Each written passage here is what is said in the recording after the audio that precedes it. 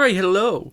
317 just wrapped up. I actually did pretty well on this card. I got most of them right. I think I only got 2 or 3 wrong. I haven't looked over the card results, so I could have like got 4 wrong, but I'm pretty sure I only got 2 or 3 wrong. This is my immediate reaction. Of course, this is like filmed the day after because I need sleep, and I'm not recording a fucking 20-minute video at like 12 o'clock. Like, I don't remember what time it was, like 8 o'clock in the morning when everyone in my house was still asleep. But we're just going to go over this card, go over what happened, what went wrong for my picks, what went really right for my picks, and of course the main event. That main event, what the fuck? He's dead. He's just dead. It's so sad, man. I was blaring like that fucking Let It Happen song, like do do do do do, like during the fucking walkout for Oliveira, and then I started crying when he got knocked out. It was so sad, man. It was so fucking sad. Just the TikTok edits are gonna age horribly. But Taporia is a fucking monster. Who's seen that coming, guys? He knocked out fucking Holloway. People forget, man, it was a drained Holloway. I'm just gonna go over this fucking fight right now. So the fight starts, and Oliveira was a man of his word. He came forward, and by God, I wish he didn't. I thought he would actually try keep it rangy with Taporia and use his height and just like reach. But no, he wanted the Marauder Max, and I don't really blame him. Taporia, as he does, just chinned him. It was like, there's not even... Oliveira had a moment where he grabbed the leg of Taporia. I was like, oh my god, if he pulls this off, it'll be a miracle. Taporia just stepped away and just kicked him while he was down. Oliveira got up, went for a clinch, some strikes. Taporia caught him. What can you do? You know, Oliveira, the title run starts now. Rematch with Chandler. Just get him an easy win. I can't see Oliveira lose again or get knocked out again. I can't see that. But well done, Taporia. Probably next is going to be Paddy Pimblett. I have an opinion on that. I'm going to make a video probably tomorrow about who I think he should fight next. But it's looking like Paddy Pimblett. I don't really like that fight, but it is what it is. It's gonna be entertaining. The build up is gonna be great. All right, moving on. I have an opinion on this fight. I didn't really see much people talk about. Now, of course, I didn't really watch any like fight companions, so I don't really know what Guru or Kenny Okoye or I can't even say Bedtime or Lucas Tracy because those two don't really do fight companions anymore. But I felt like GSP watching this fight. I'm not too impressed by your performance. You know what I mean? It's just like Pantoja looked gassed in the second round. Kai Kara-France just kind of let him recover. Do you know what I mean? Like Pantoja, all he did was just kind of hold on to the back of Kara-France, and he looked gassed in the second round. And Kara-France didn't really do much for the first 2 minutes and let Pantoja recover. Then Pantoja just got the same position again and just submitted him.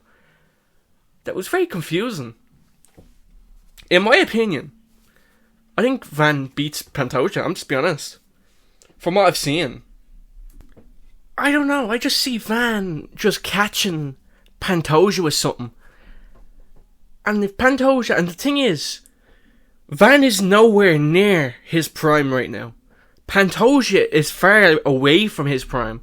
Every fucking day, Pantoja is getting worse. And I don't mean technically, I mean physically. And every day, Van is improving both technically and physically. If his fight gets delayed like 8 months, I'm picking Van all the way. Just with like, he's older and stronger. If he was able to chin Royval in 3 rounds, imagine him with 5 rounds for Pantoja. If he can defend the takedowns of Pantoja, it might be an easy night for Van. I'm just being honest. That's the way I think with this. But well done, Pantoja. I got this pick wrong. I went for Kai Kara-France because I actually expect them to throw something. But Pantoja, Marauder maxed, says he wants a higher ranking on the pound for pound. I still think the place I put him in the pound for pound is pretty fair. So I'm going to keep my pick there. I think I put him like number 7 or something. I think that's a fair spot for him. Does he deserve to be top 5? No. Good defenses, but you have to think, one's an unranked fighter, you know what I mean? And one was a dodgy decision against someone who kind of is on like a 2-fight losing streak right now. I can't really, you know... I don't know. Wins don't age well, you know what I mean?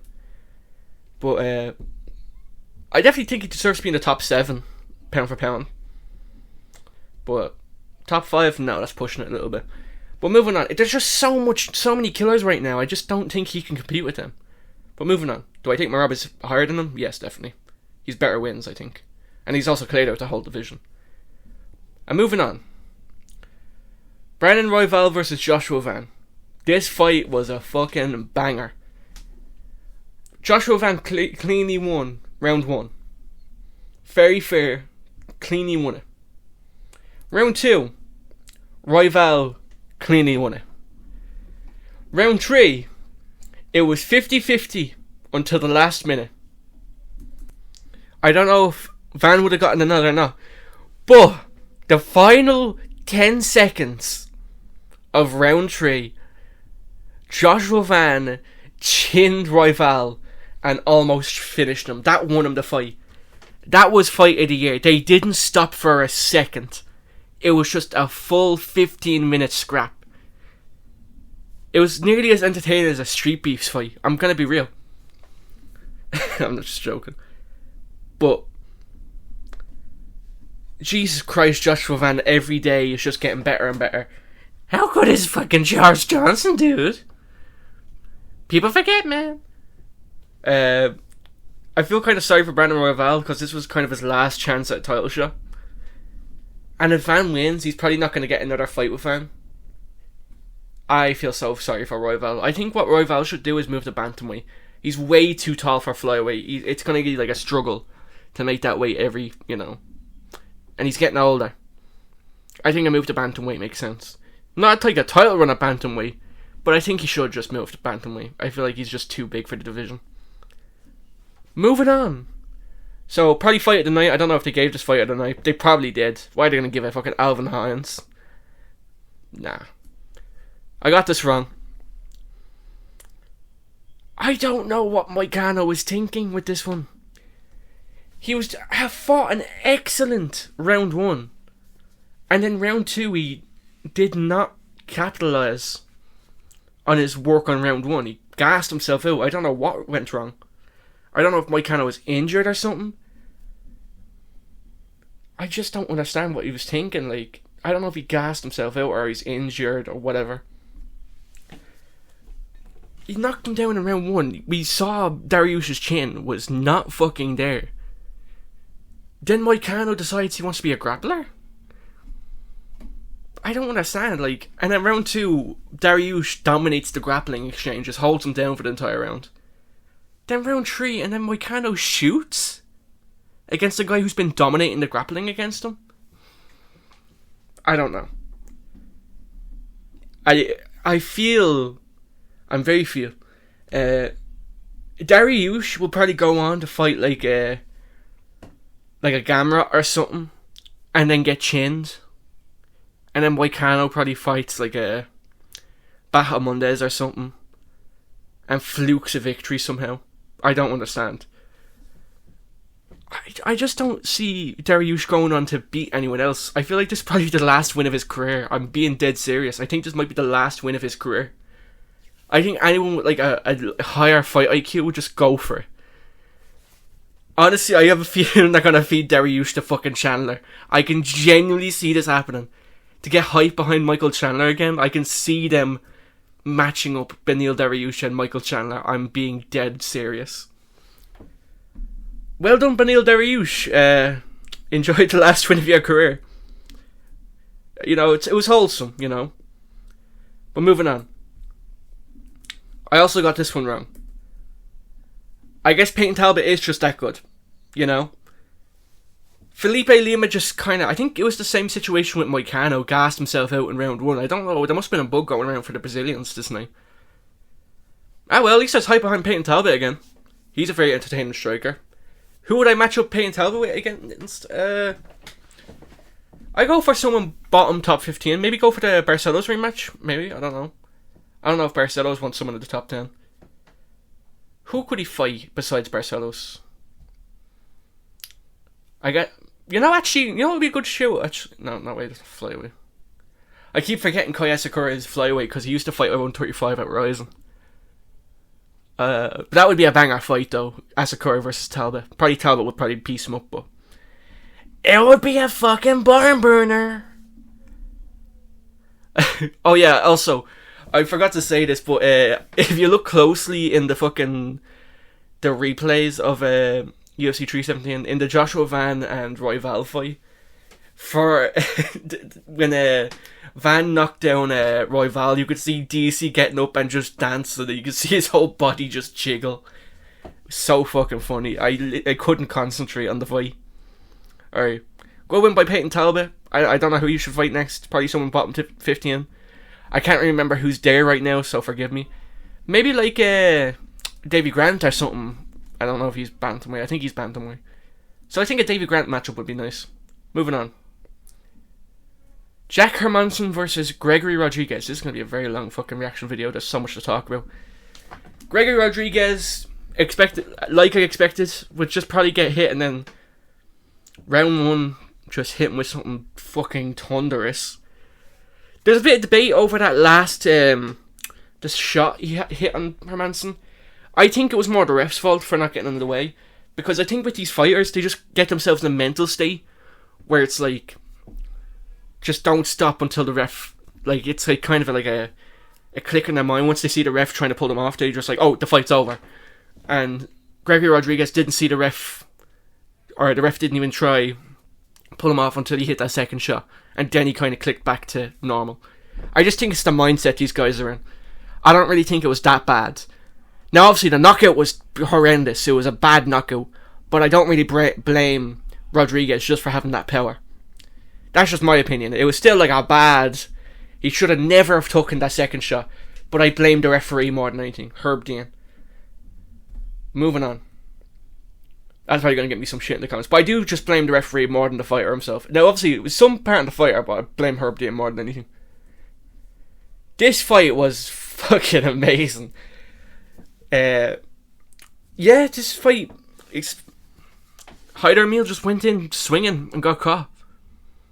I finally picked against a fucking unk prospect and got it right. Finally. I picked against fucking Lerone Murphy, Barcelos. Finally a fucking 35-year-old prospect loses. I'm so happy.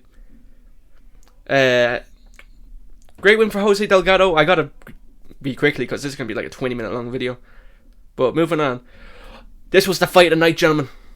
Everyone tuned into this fucking fight. It was a very boring fight. Cortez almost got the finish in round one. I mean, actually, no, for a women's MMA fight, it wasn't that boring. But Cortez almost got the submission round one. Round two, it was kind of even on striking. Cortez hit some big shots. Started faking the takedowns. Started getting more shots. Ended round two on top. Then round three, it was clear domination from Cortez. And she nearly finished her ground and pound, I thought. But then she kind of stopped and then just started talking shit. It was like... and the camera's like zoomed in trying to hear what they were saying. I felt like I was watching an episode of fucking Geordie Shore or something. Just fucking Snooki and one of the others just fucking talking shit to each other. And then as the fight ended, Tracy Cortez shoved Vivian just away from her. And Vivian just kind of sat there, just like, didn't know what to do. At least it was entertaining, you know what I mean? I fully expected them to scrap after like the announcement of who won. But it was a funny fight. This fight, I almost got 100% right. I think I said knockout. I could have said knockout or submission. But I'm going to assume I said knockout. I haven't watched the footage back. I might have said knockout or submission. I think I may have did. But Terence McKinney, out of nowhere, like 10 years as a fucking striker, decides to submit someone. So, hey, at least there's more hype around him now. He hit one strike. One strike. And, one punch knockdown. People forget, man. Great win from Terence McKinney. The title run starts now. Jacoby Smith versus Nico Price. America has their Hamzat Chimaev, a guy that's dominant round 1, and then round 2 gets much weaker. But I don't really blame him. That pace was insane. He needs to learn how to pace himself. I think Jacoby Smith doesn't have shit cardio. He just went for it in the first round and gassed himself out. I think if he paces himself, he's a problem. Do I think he's a title contender now? I don't know his age. I can't remember what his age was. But if he's under 28, I would say yes. If he's 30 plus, I'd say no. Because I don't know if it was a gas tank or he just paced himself way too much. But I'm going to assume he paced himself way too much. Wasn't as dominant as I was expecting. Nico Price isn't really that much trouble. But great performance for Jacoby Smith. Do I think he beats anyone else in the top 15? I think he does. I think he makes it to the top 5. I think he definitely makes it to the top 5. But I see someone like Prates or something probably knocking him out. I'm being honest. Like, obviously round 1, Jacoby Smith can do anything, but I think Prates has the way better gas tank. And that's a smoker, you know what I mean? That's a heavy chain smoker right there. Now, obviously, the fight of the night. The man, the myth, the legend, Alvin, create a character Hines. What a fucking marauder, dude. Get this guy in the LFA. Get this guy in the LFA. He's LFA super heavyweight champion of the world. Who could have guessed the one heavyweight fight ends in a decision? Spectacular. Who could have guessed? 2 knockout artists. It goes to a decision. Jonathan Diaz dominated this fight for the most part. Alvin Hines just kind of just took everything and just still came forward. His chin might be gone. Like, Jonathan Diaz might have stole his chin. But he had a performance. I hope the UFC gives him another fight against another blob like Thomas Peterson or something. Just give him some, or like a Dontel Mays. Just give him an easy win. Because it was fucking like watching a Rocky movie. I genuinely felt like I was watching like a sequel to Here Comes the Boom. I'm not even joking. It felt like that. Good win for Jonathan Diaz. It was never really in doubt until fucking Hines took him down and I was sweating. Well done to Jonathan Diaz. I say make the rematch with Taporia, because like Taporia has literally nowhere else to go. He has literally nothing else to do. What's he gonna do? Fight Aspinall again? No. Alright, so yeah, Taporia versus Diaz rematch. I can see it happening. So yeah, this card was pretty good. I say my probably favourite fight of the night was obviously Van versus Royval. Worst fight of the night was most likely Cortez versus Ting, but if I just go male, I'd probably go Pantoja's fight. I can't really think. Oh wait, no, Moicano's fight was shit. My fault. But he did knock him down in the first round, so it's not bad. There was no real, actually, now that I think there was no boring fights on this card. Like, obviously I got some picks wrong, so I was obviously a bit pissed off with some of them, just purely because of IQ reasons. I might do an IQ video on Moicano, but maybe. I don't know. Let me know in the comments if you want to see that. Yeah, all these fights were great. This was truly like the WrestleMania of fucking UFC. Like, people are like complaining it wasn't like a legendary card, but the fights lived up to it, you know? Like, this felt like I was watching the Atlantic card. If you remember that, the Atlantic card was fucking unreal in terms of like great fights. But we're about approaching 20 minutes. I'm gonna die because it's like 40 degrees where I live. I'm sweating buckets. I'm literally going to die. This is my last video, guys. Rest in peace. Can I get an RIP F in chat? I gotta wrap this video up because I think if I do another like 30 seconds, I will boil to death. I need to open a window or something. That's it. See ya. Also, my AC is broken, so I'm suffering. See ya.